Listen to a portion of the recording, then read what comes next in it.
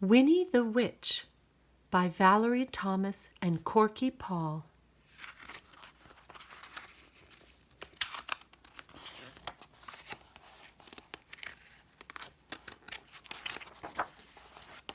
Winnie the Witch. Winnie the Witch lived in a black house in the forest. The house was black on the outside and black on the inside.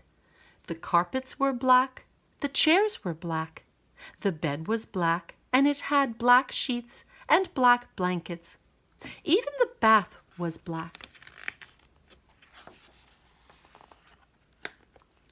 Winnie lived in her black house with her cat Wilbur. He was black too, and that is how the trouble began. When Wilbur sat on a chair with his eyes open, Winnie could see him.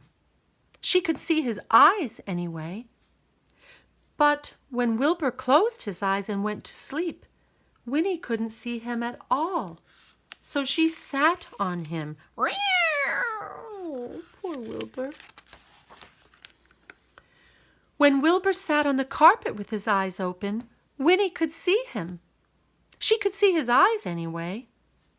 But when Wilbur closed his eyes and went to sleep, Winnie couldn't see him at all. So she tripped over him. Whoa!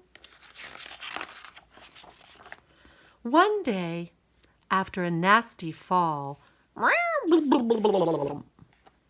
Winnie decided something had to be done. She picked up her magic wand, waved it once, and abracadabra! Wilbur was a black cat no longer. He was bright green. Now, when Wilbur slept on a chair, Winnie could see him. When Wilbur slept on the floor, Winnie could see him. And she could see him when he slept on the bed, but Wilbur was not allowed to sleep on the bed. So Winnie put him outside in the grass. When Wilbur sat outside in the grass, Winnie couldn't see him, even when his eyes were wide open. Winnie came hurrying outside, tripped over Wilbur, turned 3 somersaults, and fell into a rose bush. This time, Winnie was furious. She picked up her magic wand, waved it 5 times, and abracadabra! Wilbur had a red head, a yellow body, a pink tail, blue whiskers, and 4 purple legs. But his eyes were still green.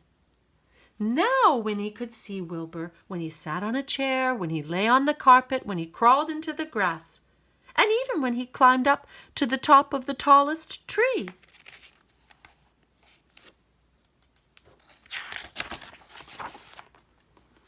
Wilbur climbed to the top of the tallest tree to hide. He looked ridiculous, and he knew it. Even the birds laughed at him. Wilbur was miserable. He stayed at the top of the tree all day and all night. Next morning, Wilbur was still up the tree. Winnie was worried. She loved Wilbur and hated him to be miserable. Then Winnie had an idea. She waved her magic wand and abracadabra! Wilbur was a black cat once more. He came down from the tree, purring. Then Winnie waved her wand again, and again, and again. Abracadabra! Now, instead of a black house, she had a yellow house with a red roof and a red door. The chairs were white with red and white cushions. The carpet was green with pink roses. The bed was blue with pink and white sheets and pink blankets. The bath was a gleaming white. And now Winnie can see Wilbur no matter where he sits.